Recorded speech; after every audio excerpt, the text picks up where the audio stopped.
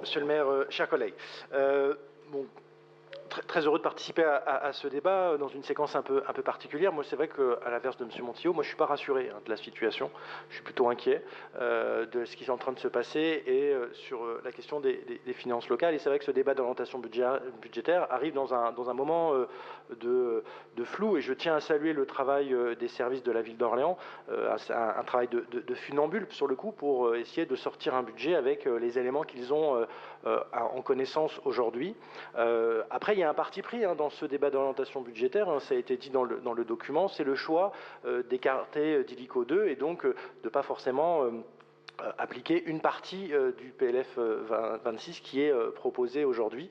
Et donc c'est vrai qui rend l'exercice encore plus compliqué et qui rajoute peut-être un boulet au pied du funambule en se disant qu'on n'a pas l'ensemble des éléments compris, en tout cas chiffrés et impactant ce budget. Mais je peux comprendre que ça soit un parti pris, en tout cas, de ce débat d'orientation budgétaire. Et comme l'a dit mon collègue Aurélien Deverge, peut-être que malheureusement on aura besoin soit de refaire un débat d'orientation ou au moins de peut-être un débat budgétaire en amont du BP au vu des éléments qui seront arrêtés dans les prochaines semaines au niveau national.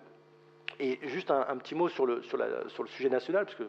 Daboul le disait, c'est vrai que ça permet de prendre un peu de hauteur, ce débat d'orientation, et de prendre un peu, de regarder ce qui se passe au niveau national. Dire qu'aujourd'hui, il y a une vraie remise en question de ce consentement à l'impôt, de ce consentement à la participation aux deniers publics. Et il y a beaucoup d'interrogations, ce qu'on appelle un peu pompeusement la justice fiscale, où on se dit qu'aujourd'hui, on a besoin de peut-être mieux répartir l'effort sur ce qui est proposé aujourd'hui. Il y a eu un certain nombre de propositions qui ont été faites à l'Assemblée nationale, parce qu'on a parlé en effet que le débat se faisait d'abord sur les recettes, avant sur les questions des dépenses, et sur les recettes, justement, il y a des choix qui auraient pu être faits, qui pourraient permettre d'impacter différemment l'effort collectif. Alors, ça s'appelle Zuckman, ça s'appelle autrement, mais c'est vrai qu'aujourd'hui, tout le monde peut constater que une partie de la population, notamment les plus fortunés, ne contribue pas à hauteur d'autres de la... Alors, je ne veux pas lancer ce débat-là, mais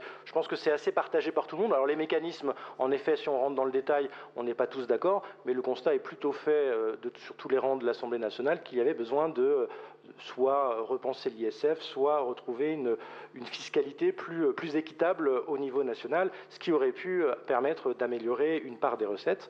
Ça n'empêche pas notamment de faire des économies et d'aller chercher partout là où on peut les faire, mais c'est vrai que ce travail sur les recettes aurait pu être fait de manière différemment et peut-être d'aller de justement tendre vers cette justice fiscale. Dire également aussi que ça avait été fait l'année dernière, le choix de ce gouvernement d'impacter à nouveau les collectivités territoriales. Et ça, je pense qu'on l'a tous dit l'année dernière dans cette Assemblée, se dire que, alors que, et M. Chancerelle l'a bien dit, les collectivités sont vertueuses, elles investissent massivement, 60% de l'investissement public est porté par les collectivités territoriales, on revient faire porter encore des économies supplémentaires sur le dos des collectivités territoriales. Et alors moi, je l'avais dit au début de ce mandat-ci, là, une fois qu'on avait été élu, on se posait des questions sur la question de la libre administration. On avait eu un débat, monsieur le maire, ensemble, sur la question de la libre administration des collectivités territoriales et de savoir si aujourd'hui les impacts qui sont faits sur le budget ne remettaient pas en question la libre administration des collectivités territoriales. Et ça, c'était un débat qu'on avait eu en 2020. Et quand je vois ce qui se passe aujourd'hui, je pense que le débat est encore d'actualité en se disant est-ce qu'on ne remet pas en cause la libre administration des collectivités territoriales au vu du budget 2026. Et donc voilà, ce DOP s'inscrit dans ce contexte particulier. Alors sur les défaillances des entreprises, je n'avais pas le même chiffre parce que la Banque de France évoque d'autres sujets, mais je pense qu'on n'est peut-être pas sur les mêmes, mais en tout cas la tendance est en effet là-dessus sur l'augmentation de la défaillance des entreprises. Je partageais un certain nombre de constats liés à l'inflation. Et donc ce budget ce débat d'orientation vient poser ces questions sur quels sont les moyens, à quels endroits on flèche les moyens de la collectivité territoriale dans ce cadre de réflexion sur les orientations budgétaires 2026. Et donc c'est vrai qu'il y a des choix qui sont faits dès aujourd'hui. Alors je comprends que le débat, on le fera de manière plus poussée ligne à ligne sur le débat sur le budget prévisionnel. Dire juste, parce que l'allusion avant 2001 me fait toujours sourire, parce qu'en 2001 j'étais très très jeune, et pourtant, donc on l'était tous un peu plus, mais d'autres un peu plus que d'autres, mais en tout cas, si on reprend le budget de 2000, qui a été voté en 2000, et le budget qui a été voté en 2025, on se rend compte que la part de l'investissement sur le budget total est quasi la même. Ça veut dire que si on prend le budget 2000, hein, on a fait un peu d'archivage et d'archéologie administrative, on allait chercher ce qui a été voté en 2000, en décembre 2000, et le budget qu'on a voté en 2025, la part de l'investissement sur le budget global de la ville, c'est le même taux. C'est-à-dire qu'en fait, on est à un pourcentage près autour de 25%. C'est-à-dire que, au final, l'effort du budget en 2000 était... alors le budget a augmenté, hein, ça je ne le redis pas, il y a eu beaucoup d'investissements qui ont été faits, mais c'est vrai que la part du budget dans l'investissement sur le budget global de la ville est assez similaire. Mais ça, c'est les éléments de comparaison. Dire aussi que les choix qui sont préemptés, parce que c'est vrai que c'est un débat d'orientation budgétaire, mais dès aujourd'hui, vous mettez des chiffres au bout de colonnes, enfin au bout de lignes qui sont dans des colonnes, et notamment sur, M.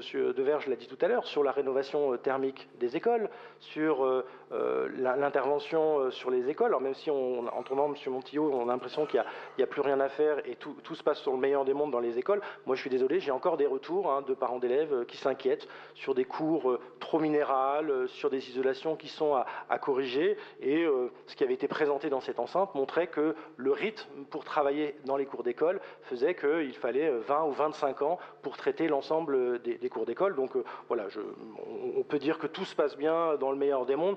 Malheureusement, je pense qu'il faut mesurer le propos. Je ne dis pas que rien n'a été fait, mais qu'il reste encore du chemin à parcourir sur la question de la rénovation thermique des bâtiments. Et si vous remettez 1,4 million sur la table aujourd'hui pour ces projets-là, ça montre bien qu'il reste encore des projets à traiter dans la ville. Dire également que, et ça a été dit précédemment, sur la question du budget du CCAS, on a une part de retour et d'explication. Néanmoins, moi je savais que je suis assez inquiet aujourd'hui sur la situation sociale de la ville, mais c'est le cas aussi dans toutes les grandes villes de France, et sur comment aujourd'hui la puissance publique peut répondre à ces nouveaux besoins. Et ça, c'est pas forcément pour mettre le coup de projecteur sur le CCAS de la ville d'Orléans spécifiquement, c'est plus globalement comment aujourd'hui l'action sociale dans sa diversité, que ce soit celle du département ou de la ville ou du secteur associatif, permet de répondre à l'explosion de ces besoins, de ces nouveaux besoins, de ces personnes très éloignées. Comment on arrive aussi, moi j'ai eu cette intervention au conseil départemental sur le même esprit, c'est voilà, comment on se réinvente, comment avec les professionnels on arrive à faire de la dentelle aussi dans des dispositifs d'accompagnement spécialisés, spécifiques, adaptés aux différentes situations qu'on peut reconnaître et qu'on peut identifier. Dans d'autres lieux, on a la question de la protection de l'enfance qui est un sujet très important. Je sais que la ville travaille aussi très bien avec la maison de l'enfance, mais voilà, c'est aussi comment on crée des nouveaux dispositifs, on les adapte pour répondre plus précisément à ces différents besoins. Et je pense qu'à un moment donné, il y aura besoin aussi de se réinterroger en lien avec les professionnels qui font aussi un très gros travail. Et donc, je pourrais dire, voilà, j'ai un certain nombre de sujets que j'avais évoqués, enfin que j'avais identifiés, mais je ne vais pas forcément revenir sur tout. Juste peut-être repréciser à M. Chancerelle que s'il n'a pas vu sa feuille d'impôt augmenter, c'est qu'il a peut-être mal regardé, parce que la feuille d'impôt a augmenté. Les taux n'ont pas augmenté, mais la feuille d'impôt a augmenté, donc ne soyons pas imprécis dans ça, parce que sinon vous allez recevoir, comme nous tous, des messages en disant oui, ma feuille d'impôt a augmenté, et on va en recevoir. Moi, une fois, j'avais fait cette erreur-là dans cet hémicycle, et j'avais reçu des messages de gens qui me disaient oui, ma feuille d'impôt a augmenté. Oui, en effet, il faut être précis, c'est le taux que fixe la collectivité qui n'augmente pas, et c'est très bien, mais c'est pas la feuille d'impôt. Et dans ce pas ce qui a été dit, vous reverrez le compte-rendu, et c'est exactement parce que j'ai noté exactement ce qui a été dit, mais c'est pas grave, si j'ai mal compris, vous reverrez le compte-rendu. Moi, je vous ai pas interprété. Bon, je vous laisse intervenir. C'est bon? Est-ce que... Non, mais je laissais M. Roy... non, mais est-ce que vous avez terminé Non, je n'ai pas terminé. Non, alors terminez, je vous en prie. Si vous me permettez de terminer. Donc voilà, après, donc, contexte particulier, choix que vous faites, en effet, dès ce débat d'orientation budgétaire, d'orienter un certain nombre de politiques et de crédits sur tel ou tel dispositif et telle ou telle thématique.